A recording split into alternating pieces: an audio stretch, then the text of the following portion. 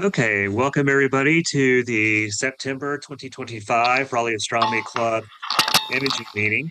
And so tonight's topic is nicknamed the King, the Queen, and the Swan. And kind of nice that it parallels the topic of last week's main meeting, indoor meeting, talking about the mythologies behind the constellations and whatnot. And so we're looking at Cepheus, the king constellation. We're looking at Cassiopeia, the queen constellation, and then finally Cygnus, the swan. All right.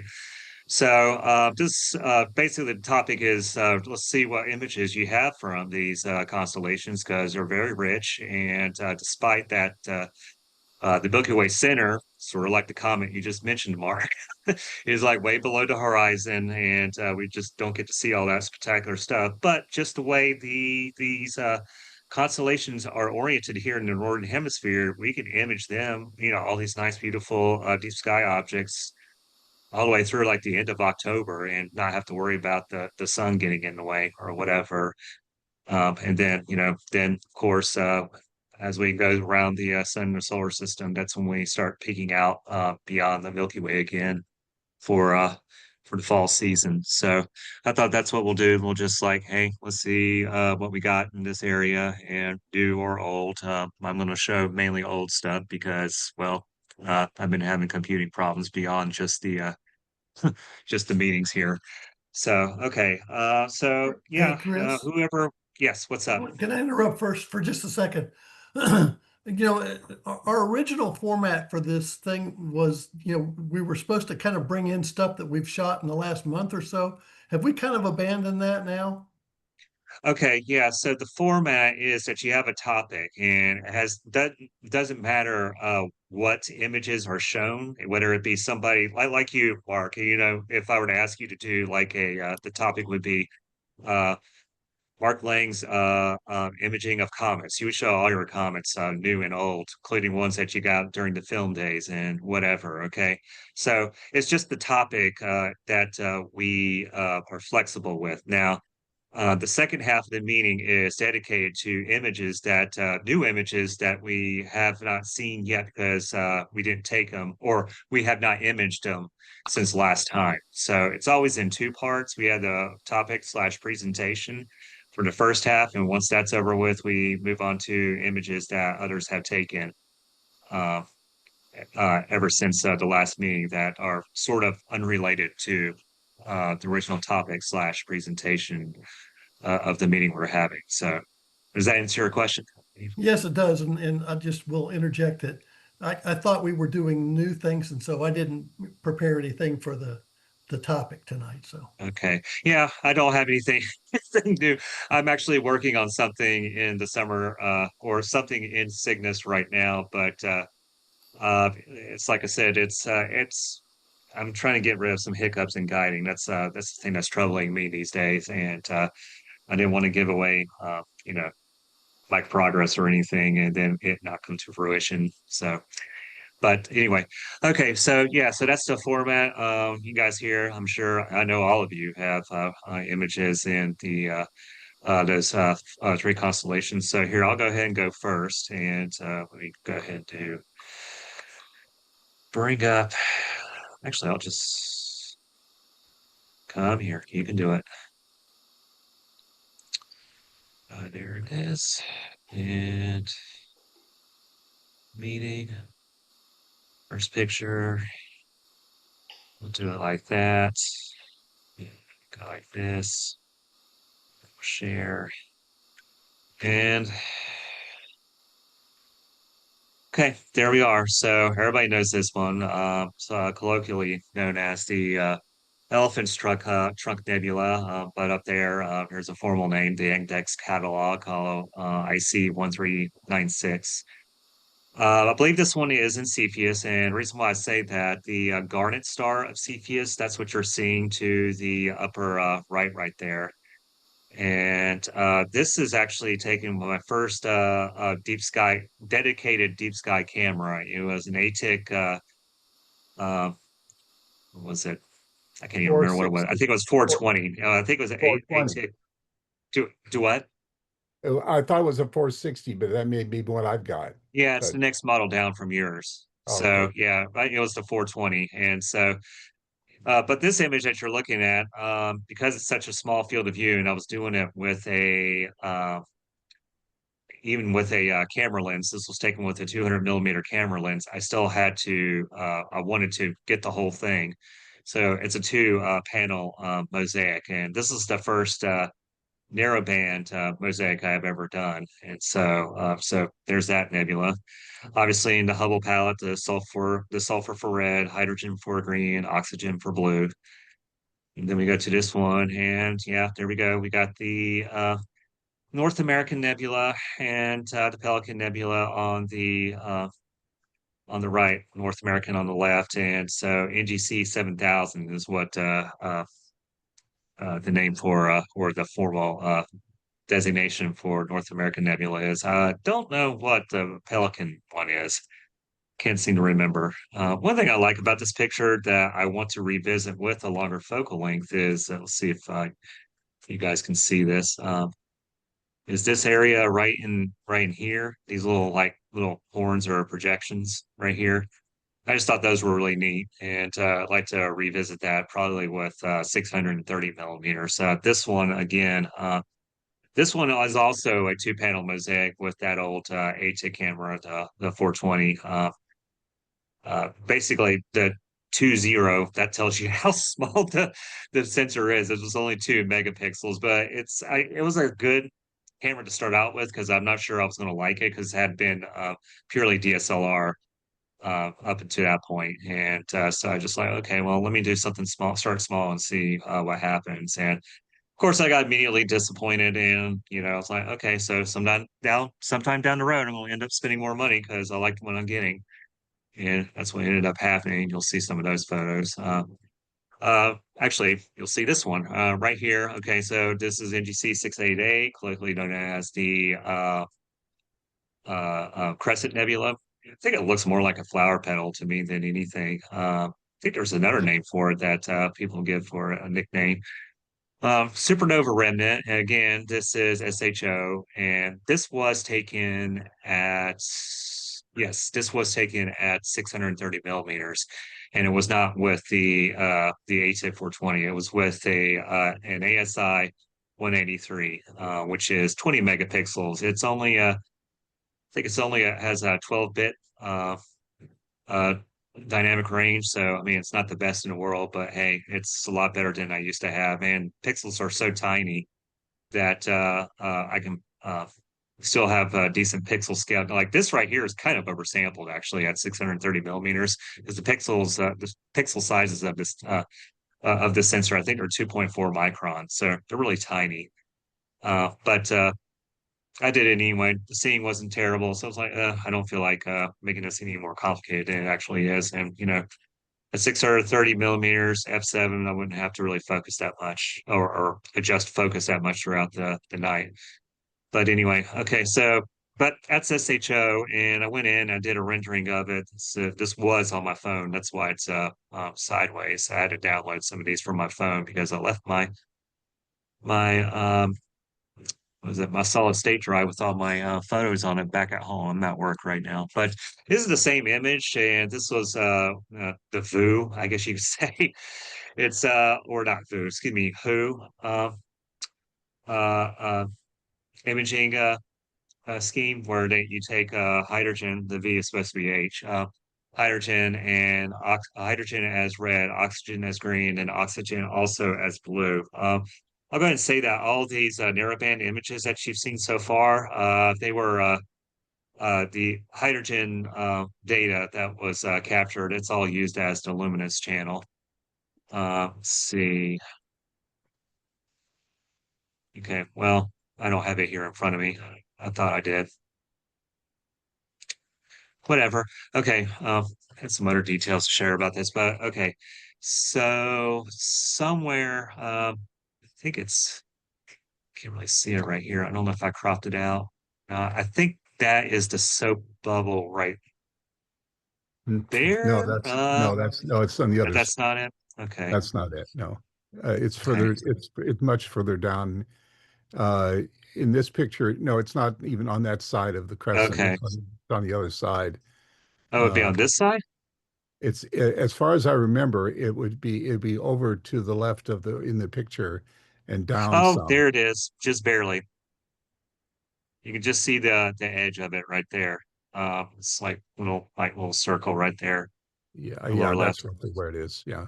Okay, so yeah, I had an older image that probably had that in it. I do remember capturing it, so forgot all about that. Oh well. That's really hard to Anyway, get.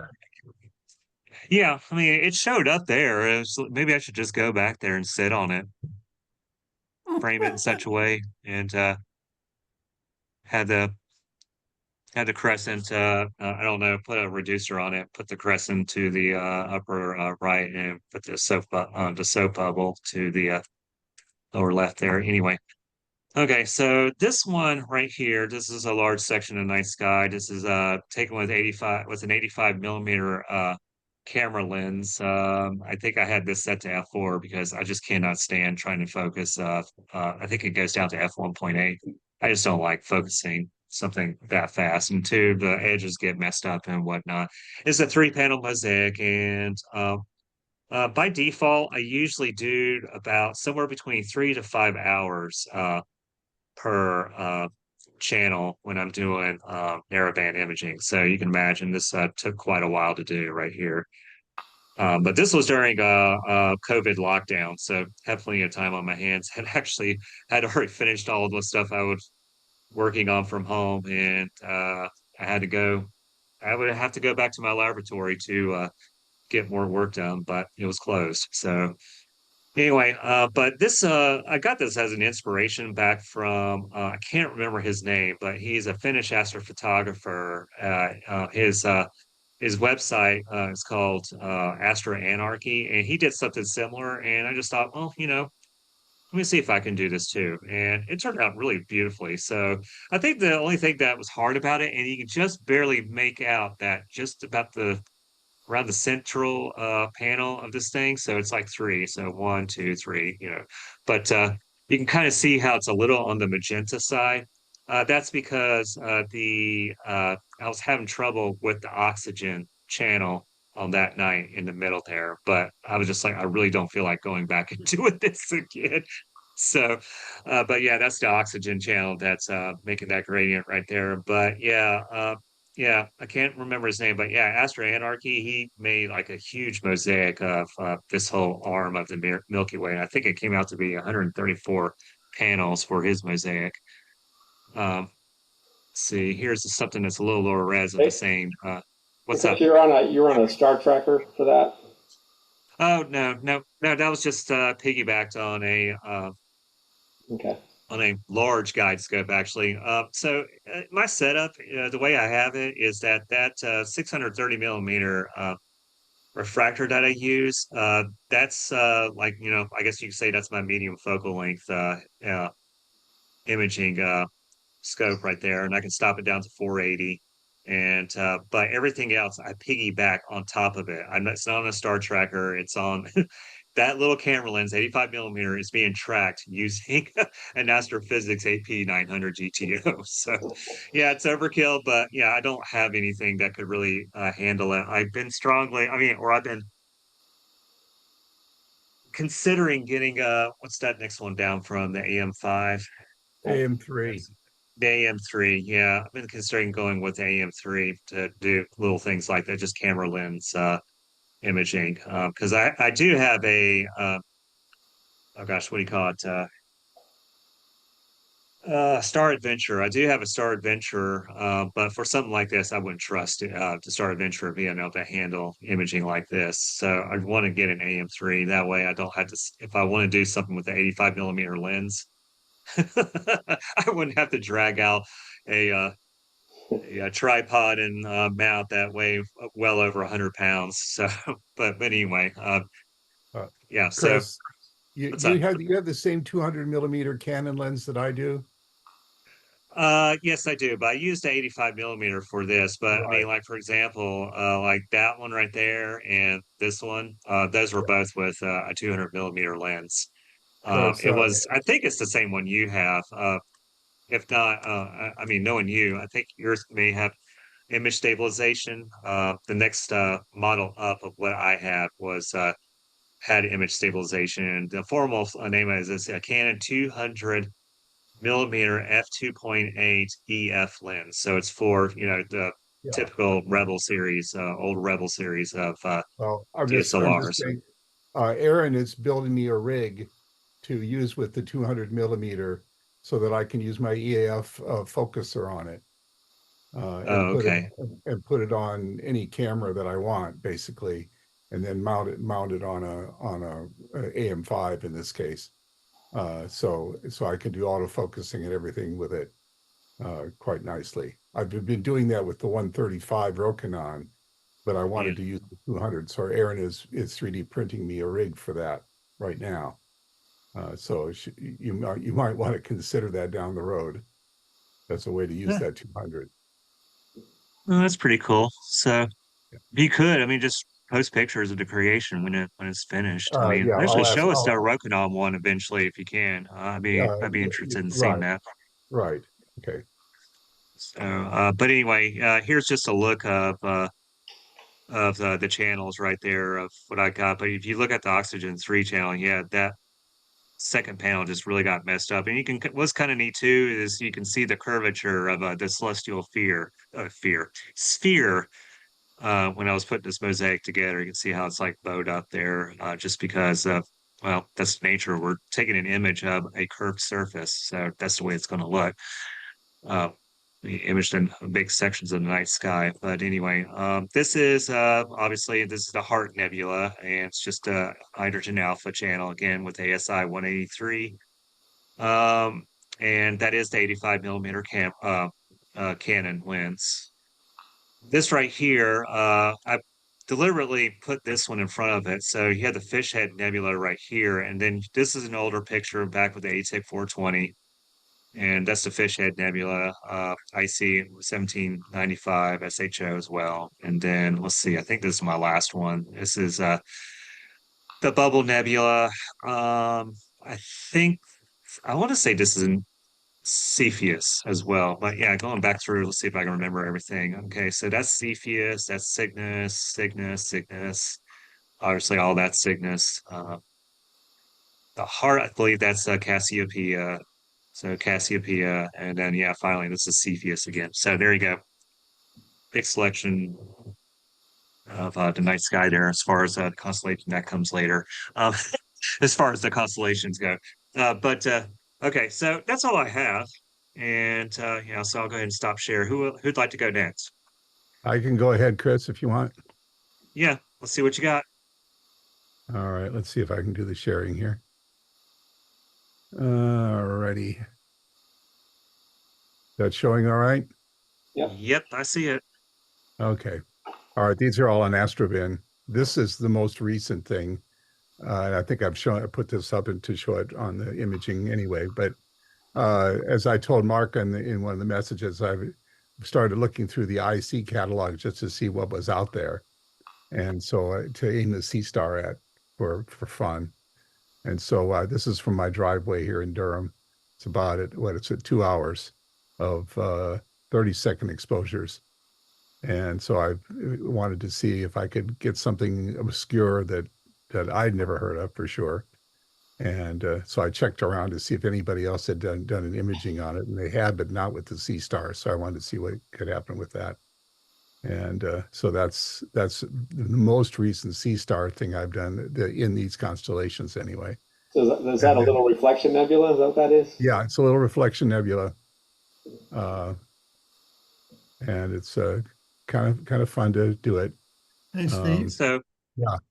Did you know, apparently you don't because you haven't said anything about it, but that was a picture of the day on Astrobin a few days ago. Really? Yeah. somebody else's picture of it? Great minds think alike. Oh, okay. What did I know? I don't know. Anyway, that's kind of cool. quick question, Steve. Yeah. So I don't have a C star, and I know it's a sort of a recent development, but you had this in the EQ mode. C star didn't used to be in EQ mode, right? Correct. There was no EQ mode for it. Okay, Correct. so Yeah. Well, what I'm getting at is that you did 30 seconds. Now that you have EQ mode, can C star go beyond 30 seconds? Or 60. okay, go up to 60. Okay. 60 is the max. And it's Okay. and you have to be very, very careful in the EQ mode to get 60. But 30 is relatively easy to get now.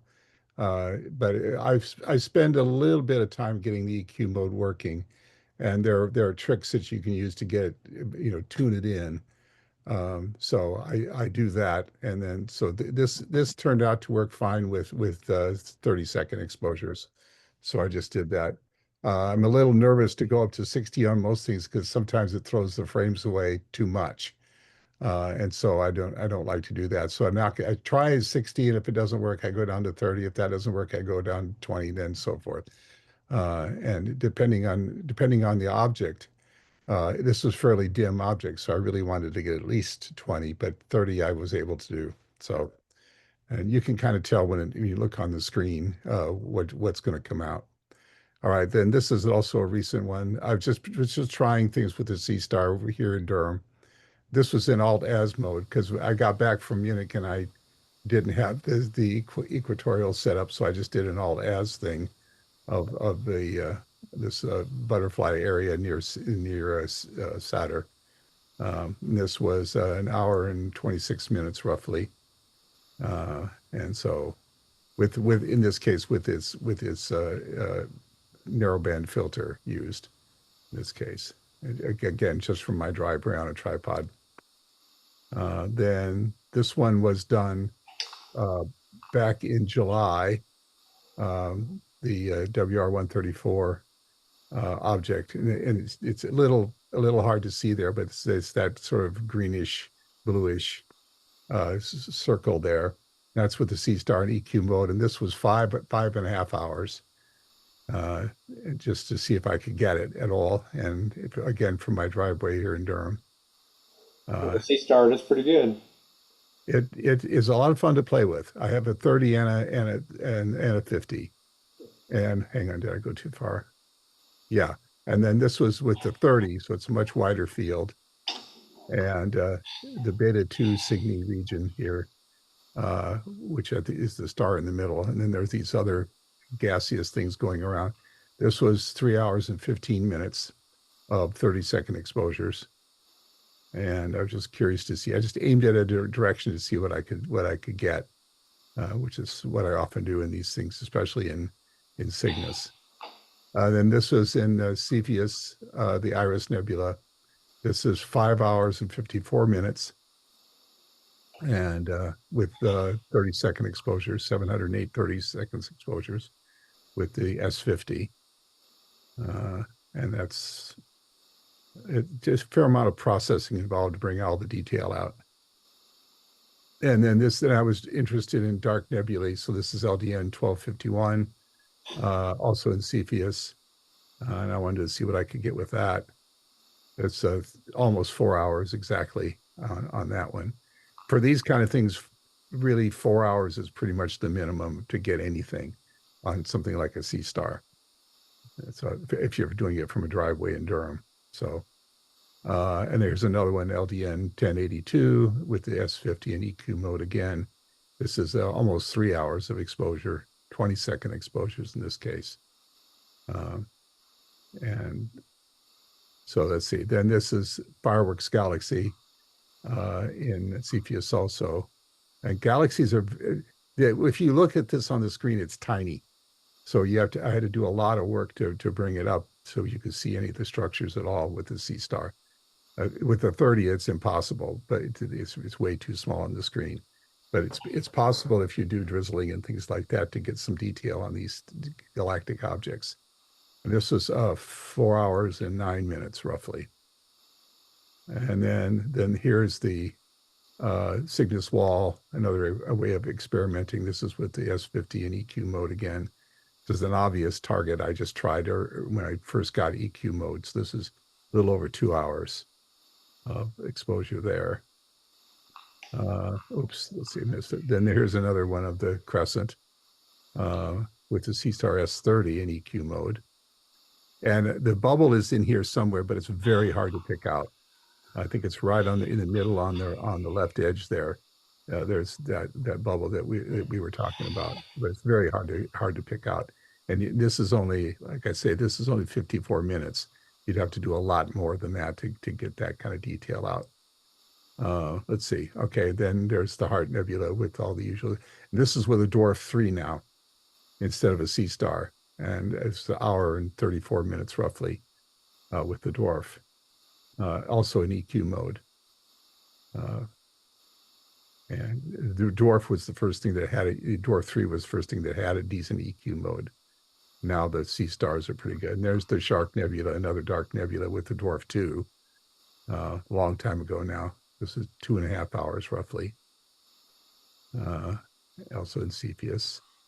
And there is now, this is with the Rokinon 135 with my ZWO 2600 MC Duo done. That's how many hours? 6 hours, 6 hours of exposure on this.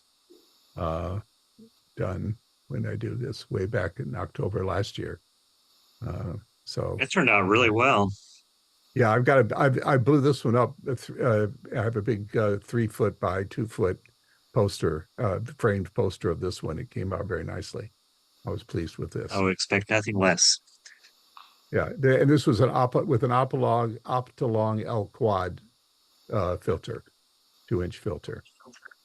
Okay, and then this is the with the C Star S50, the Heart of the Heart. This is just a single hour. Because oftentimes I'll take these things out, even if it's going to be sky clear for an hour or so. I can get something just to play around with it and see what I get. That's the nice thing about these little things. You can take them out for a short time and do something and then come back in again. Okay, and there's the fish head again with the S50. This is only 2 hours, something like that. I find with these that 4 hours seems to be the minimum to get something which you consider really good. 2 hours is okay, but 4 is better. This is a region in Cygnus that's very full of gas and little stars and things like that. And I just aimed it there one night just to see what I could get. I don't know what the exposure was on this one with the S50. But it was just kind of fun to just aim it someplace and see what was there. Okay, and the Pac-Man with the C Star S50. This again, I don't have the time on this. Probably only an hour or maybe hour and a half on this, something like that. Okay, then this is my first Crescent with the S50. This is way back a while ago now. This is a little over 3 hours. And I worked on this a lot to bring out detail and that kind of thing with the S50 and zoomed in on it and played with it. Then the Cocoon region. This is with my red thing I call the red system. Again, the 135 with in this case, it was an ASI 71 MC Pro that I've replaced now with a 2600. And so this is a while back before I had the new cameras. Okay, and this is a 3D thing. You probably can't do it when it's doing sharing, but if you cross your eyes and bring them together, you get a 3D elephant trunk, which is kind of interesting to do. And so I was playing with 3D stuff with this. How do you offset it to get it to do that? There's software tricks. Okay. Yeah, basically. You tell what's foreground and what's background, and it offsets. Yeah, exactly. Exactly. Yeah, it's a fake 3D Photoshop tool that you can use to that for crossing your eyes and putting them together in the middle kind of thing. And it works. Okay, there's the Veil Nebula. This is also with the 2600. This is with my 2600 mm with chroma 3 nanometer filters. And it's HOO in this case. And then there's CTB1 in hydrogen alpha. It's 3 hours of exposure. This is back with the old ATIC camera a long time ago. Now, before I had any of the ASI cameras. This is 3 hours on that. It's a fun object to try to get. Okay, and then this is the last one. This is my version of the extreme. Let's see if I can make it bigger. There you go. Going all the way from Cygnus all the way over to Cassiopeia and beyond, with all the various nebulae and everything like that in it. This is 86 frames put together in hydrogen alpha with the Canon 200 millimeter and the ASI 2600 mm a while back now. This took several months to put together. So that was that shows the entire region we're talking about pretty much now, at least in terms of what I do. Okay, Chris, that's what I've got. Okay, Stop. fantastic. Yeah, that's pretty much what that guy was trying to do right there, that big giant Yeah, mosaic. So, yeah, I okay, who would didn't. like to go next? Yeah. There you go. All right, let's see what you got.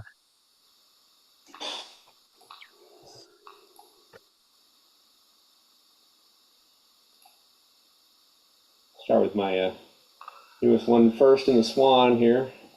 Seeing that okay? Yes. All right, that's Where really is nice. that located? It's in Cygnus. I can't describe just where it is. It's if the you look right. at with the crescent and you go, I get what east or something. It's in that region there, Yeah. relatively near the crescent. This is with Oh, the okay. All this right. is the Stellar View 140, so a little bigger aperture, and the ZWO mono camera. I did it in HOO and then just fiddled around with the hydrogen color until I got something that I liked. But I just processed this one last night. It's my sole imaging project for the summer, basically, between limited imaging days and cloudy most nights that I wasn't available to image. So I ended up with 3 nights and got a little bit over 7 hours of O3 and almost 4 hours of HA. And then I just did 20 minutes each of RG and B just to get some RGB stars in there real quick. Yeah. I guess So I'm just guessing. It's a 140. Yeah, that was one scope I looked at a while back, and I was just like, I don't know if I can pull the trigger because I want an AM3 as well, and I'm just like, you you get the 140, you're going to be stuck with the AP 900 for a while. So it's a beast to get on the mount, and then I had to get a big Lost Manny mount to handle it, and so I almost need a yeah, step. I look at that. I mean, look at that thing. That's the other thing that yeah, I mean, Mike over there, he could probably attest to this. Like when you get such a long scope, so it starts to make things pretty awkward. But yeah, I'd be curious to see that, sometime. But I don't know if I've got any pictures of it, but yeah, it's a behemoth, and getting it up there is always a challenge. Listening to it, I how long basically did you kept have it to above wait my for it? head. How much did I what? How long did you have to wait for it? Oh, maybe 8 weeks, a couple months. Oh, Wasn't- really? Yeah, That's pretty good turnaround because yeah. usually they're like half a year or something like No, that. they were reasonable. Yeah. Okay, very good. So 140, is it F7? It's 938 millimeters, so it's a little bit less than 7. Okay, a Do little you have bit a less. reducer on it? I don't. They've got one available, and I'm tempted to get it, but then I'm like, if I want to do wide field, maybe I'll just use the smaller scope. Yeah, sure. And it's fast enough that I feel like I really need to do too much reduction on it, but we'll see. Well, that's so nice that there's probably a lot of targets you could do with that. I mean, that's just a very nice image. Yes, I did it over 3 nights, and I didn't save my camera rotation, so I had to crop it a little tighter than I wanted because I had a whole lot of overlap, but in the end, it did all right. I mean, compared to what you can get with the C-Star S50, this is So it's a lot bigger aperture to collect some for photons, sure. and I'm doing it in a dark area too. Yeah, exactly. And this is with my Canon 5D, which I recently sent off to Utah to have them modify it. And so it's got a botter modification. So this was sort of a test image that I did with it. And I used a 135 millimeter Canon's f2 lens that they've got. You can see the crescent up there, and never going to make out the soap bubble of this scale. But that was just 30 by 20 seconds, so I was just kind of buzzing through that to see what it could do on the HA. back What was on it. that? Sorry, where was that taken? I took this up in Virginia Okay. at Smith Mountain Lake. About a portal 4 there. That's doable. Yeah. Let's see. We'll skip to. There'll be my it's a CAS one, isn't it? It's in Cassiopeia. There's a Soul Nebula. They did this with the Meade, I think. Yeah, this is with a 70 millimeter Meade. Still with the 2600 and an SHO. Stunning.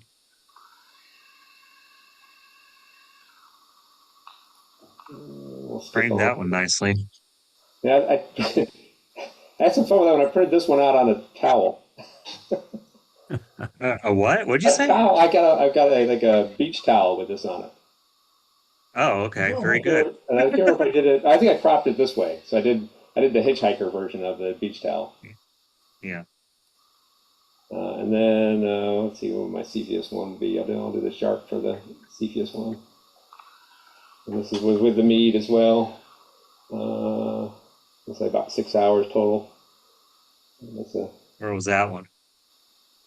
I took that up in Virginia as well. That's why I just have Okay. all my stuff up there. And when I get up there, I do some imaging. And hopefully it's clear.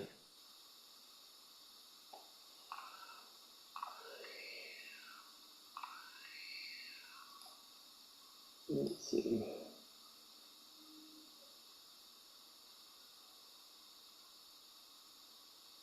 The soap bubble counts in there too. Right, where's that one? That's Cassiopeia. Yeah. Yep. Nice. M52. Oh, Yeah, yeah. so It says it right there. yeah, Okay. I was collecting Messier objects, and I just thought, well, there's a nice little soap bubble next to it, so I'll get a twofer. That I did. That was with the Meade as well. I haven't had the Meade out in a while. Right, that's all I'll do for now. I've got the Milky Way picture that I took out west, so I'll show later. Okay. Very good. Okay. Who would like to go next? Mark, Mike, you're only two left. I don't have anything. You don't have anything? What about you, Mike? What you got? Well, I got tons of stuff on the wall here, but I think so how did you find my stuff, first of all? I know I sent sort of an interest form to the general RAC like inquiry, but did you Uh, find because you asked me like in the correspondence back and forth from that email I sent, um, you said you found my Saturn Titan transit picture, which by the way, I'm super excited for the one tomorrow night because I have off tomorrow, so I'm gonna be Very out good. tonight too. Yeah, Um, I know. I saw that. I was just like, okay, it's decent. It's going to be on the weekend instead. So anyway, yeah. okay. So did you Yeah. find me on cloudy nights? Is that what you found? Um, actually, I tell you the truth, I can't remember. It was Okay. I mean, it was just like this is Mike Phillips, so he's most likely got a good recording of it I'm, somewhere. I'm not that well known. Come on now, jeez. So, but yeah, I went out there and checked and say like, yeah, he's probably got one somewhere. So that's yeah, so that's how I found it. Okay. And yeah, I'm sorry, I cannot remember where it was. I don't think I found it on your actual website. Okay, that's fair. I used to I feel like I used to have a bigger presence online back in the so I was part of the Google Star Party years ago. So so just so you guys get to know me a little bit, I was born in the Buffalo Niagara Falls area. I went to school in Stony Brook University for astronomy, kept it as a hobby, and doing stuff in New York wasn't super, like you guys have gotten some really awesome pictures there, and I'm very impressed and jealous. And then when I moved here in 2003, basically worked in high tech after getting my degree and moved with Cisco and decided to get back into it. So I bought an 8-inch telescope. I feel like I pushed it to its limits and then decided I wanted something bigger and I didn't want to get an off the shelf. So I built my own 14-inch, and that's what you're looking at here is essentially, I think I'm using a QHY. I forget the name of the specific model, but my MO was from Chris Go, who although he lives in the Philippines, he comes here because he makes furniture, and he goes to High Point all the time. So he stopped by my house and was like, Really? "Hey, He comes here? I didn't know that. yeah, well, he used to. I don't know. This was before the pandemic, long ago. Wow. Yeah, How about that? yeah, so I think we knew each other from Cloudy Nights or one of these. I think there's a really sort of narrow group of people that do like real high res planetary stuff. So like him, Mike Solway, Damian Is that Peach, a few others that, kind of all sort of know each other and correspond with each other.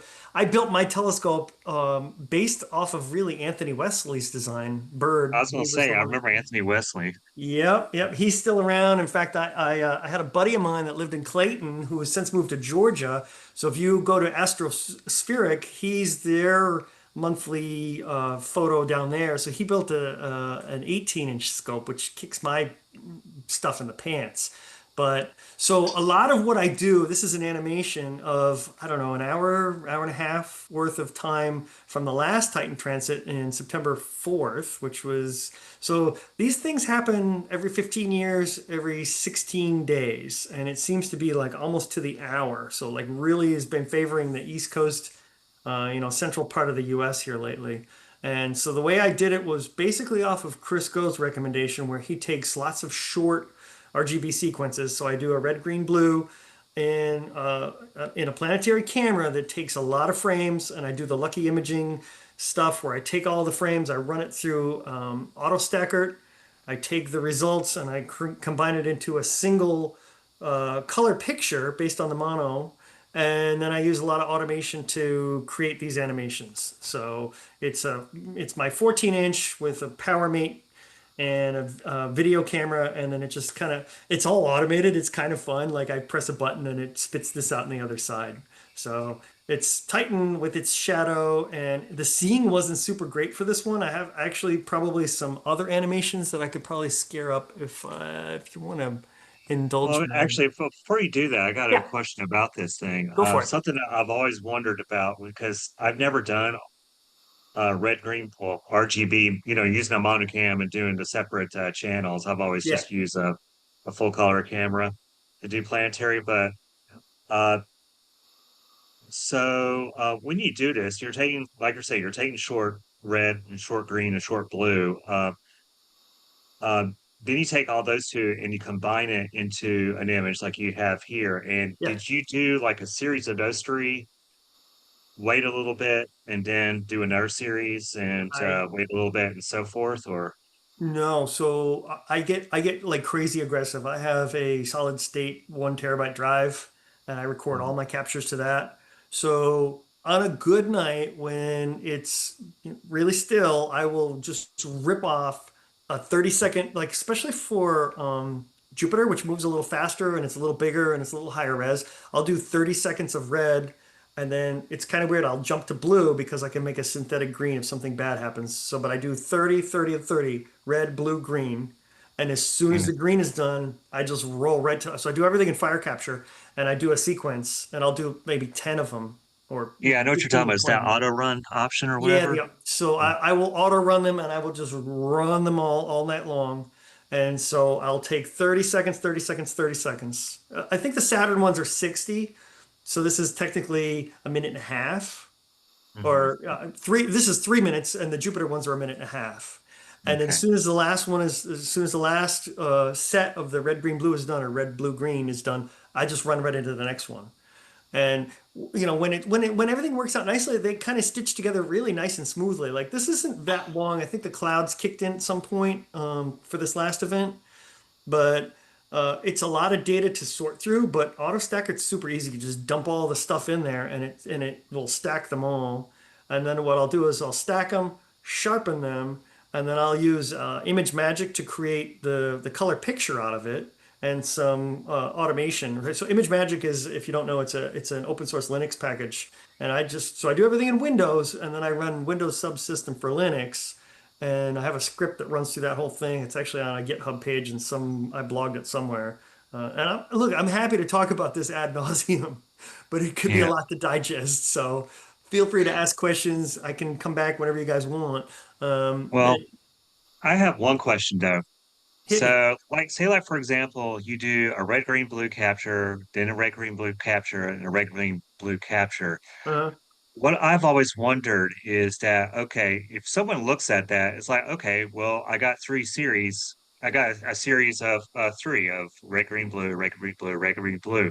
So Yeah. I can make three pictures. And I was like, well, can't you do like red, green, blue, red, and blue, red, green? I mean, can you do something like that? And instead of getting, like three pictures out of it, you get, I don't know if the math is correct, but nine out of You, just a series of yes, three.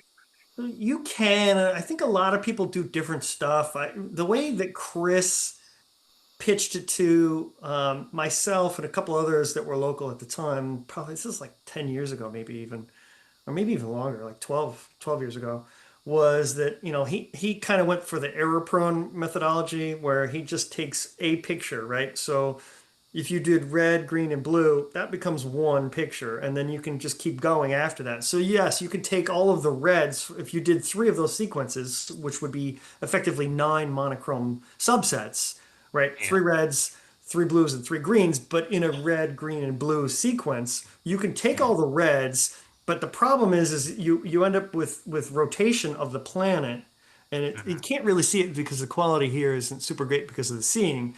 But the cloud tops move on all the gas planets like super fast, right? So you would end up smearing them. So you have to stick it into a program that does a derotation. So WinJupos, if you don't know, will take the sort of the planetary rotation or the moon's rotation, and it can sort of counteract that and goes, okay, based on the measurement that you put in here, it can center them all, and so you can derotate all three of the reds, all three of the greens, and all three of the blues to make a single one out of all three of those if you wanted to. And you could do them with video sequences too, or still frames. So there's definitely a lot of options under the hood. The way I do it is I let AutoStacker run, and it spits a single still image out. And so if you took the red and compared it to the next red, which would be, a minute and a half or 3 minutes later, you can see how much everything's moved when the conditions are really, really good. So I'm shooting, so it's a 14-inch scope, and its native focal length is it's an f4.5, so it's 1600 millimeters,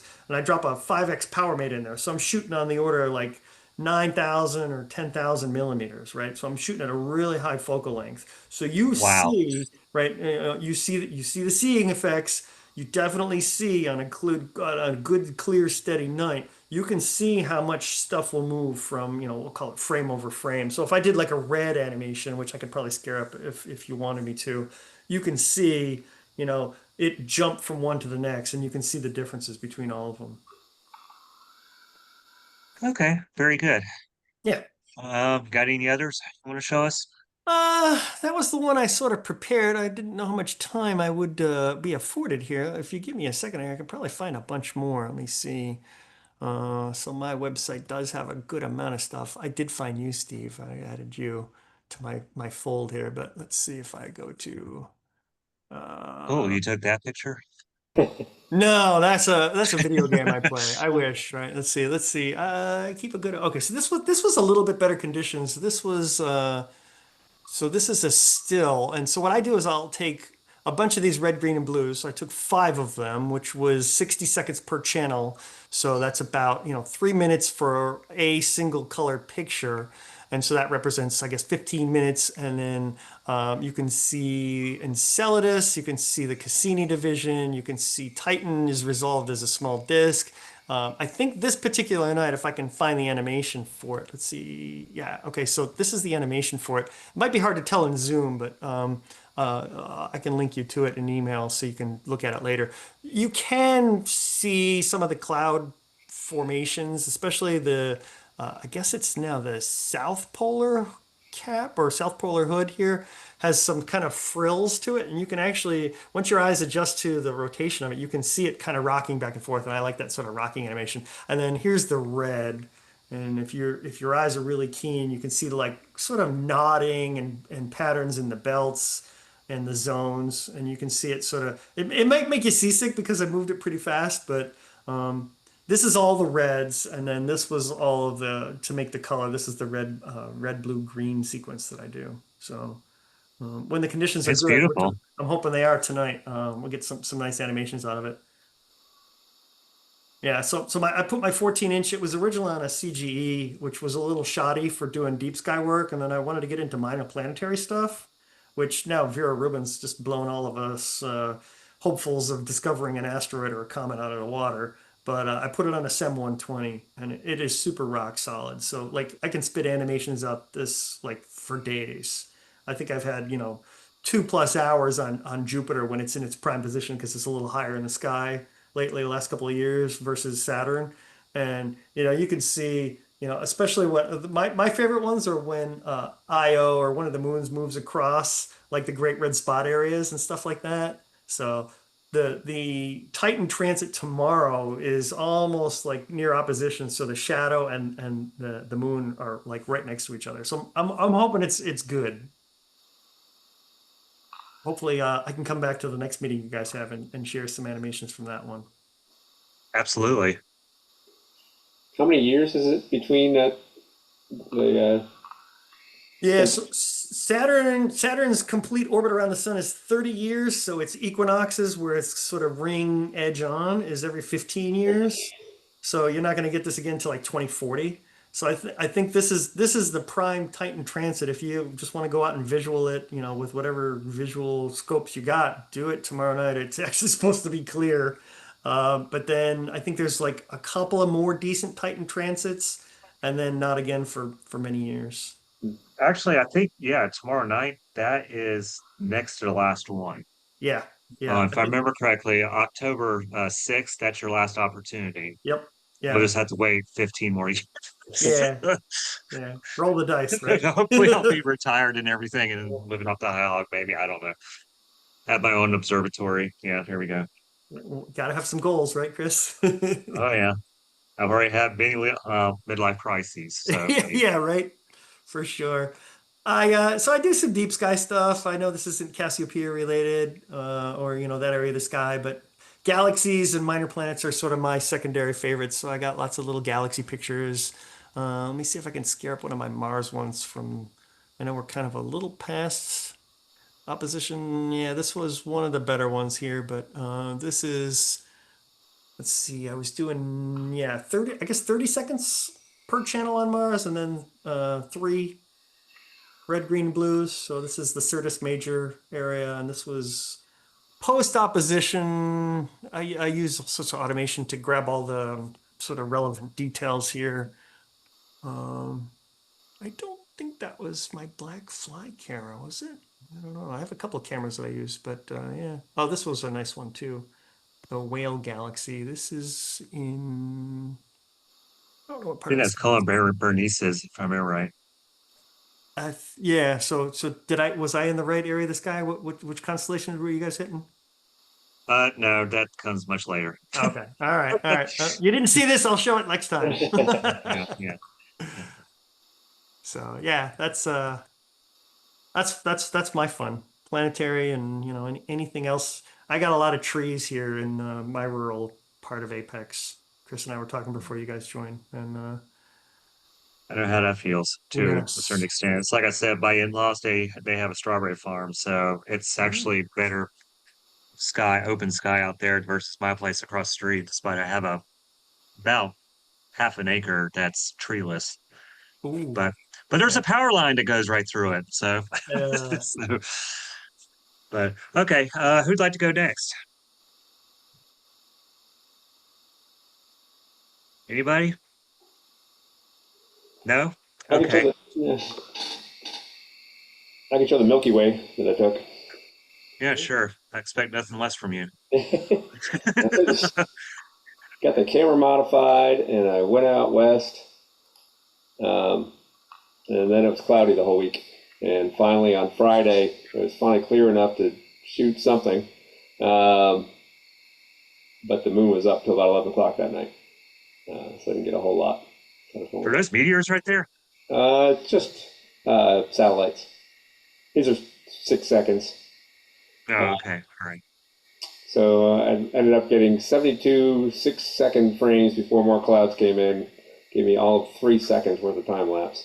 But this is at Bryce Canyon, which is very, very dark. It's got to be close to border one. Wow. Really nice to see it without the moon there. But at least it lets me see the foreground. So here, I'll play it real quick. 3 seconds. Oh, that's neat. I like that. Make it loop around.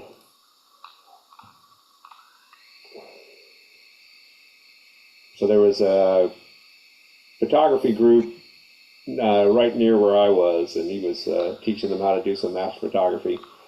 And he would, from time to time, shoot his headlamp right at my camera.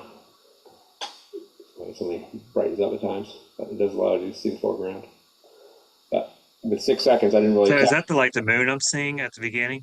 Um, The glare from the clouds, is that the moon? I think Or like one, it's just starting to get dark when I started shooting this, but it's also his headlamp was bright enough that it would kind of light up the area from time to time. So there's a couple of shots where it just suddenly gets bright, like that one flash there. I think it's more his Yeah. headlamp, but the other, it was dusk. I started shooting as soon as it was dusk because there were clouds moving in. Okay. I was hoping to do a whole lot more with it, but there's a lot to carry out there just to get 3 seconds of time lapse. But now I I have to try understand. again, I guess.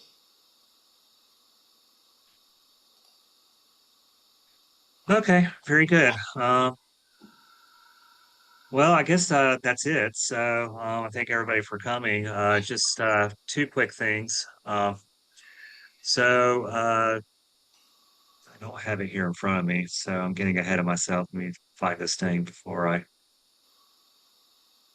'cause I'm always bad with dates. I think, yeah, I think it's the 24th and 25th of January will be the next astronomy days. So if you're available and would like to show off your images, there will be the astrophotography table that you can volunteer for. There, yeah, 2 full 8 to 5 days on or 8 a.m. to 5 p.m. Saturday, and the same thing, same story on Sunday. So there's that, and then also the next meeting is the final quarterly challenge, and the quarterly challenge this time is the dumbbell nebula. So go out and see what you can get with the dumbbell nebula, because it's easy. It's an easy target in general, but then you can also get all the little challenging little, I guess, shells that come off of it with longer exposures and whatnot. Also, finally, December, we will not have an imaging meeting because, as tradition goes, we do the annual imaging showcase where everybody shows off a select amount of their images that they've taken on 2025. So you can put that on your radar, and that will be virtual, so you don't have to actually show up if you don't want to. That'll be at the museum. So, but yeah, just reiterate, there will not be a meeting in December. It's going to be reserved for the imaging showcase that we have every year for the indoor meeting. So, okay, well, that's all I have. Anybody else, questions, comments, concerns, or whatnot? No? Okay, well, good night, gentlemen, and we'll see you in November. Let me make sure, excuse me, October. Let's see. And make sure about this. I should have checked on it. Say 1, 2. Yeah, it'll be the 16th of next month is when our next meeting will be. 1, 2. Yeah, 16th. Okay. Good night, guys. Okay, Good night.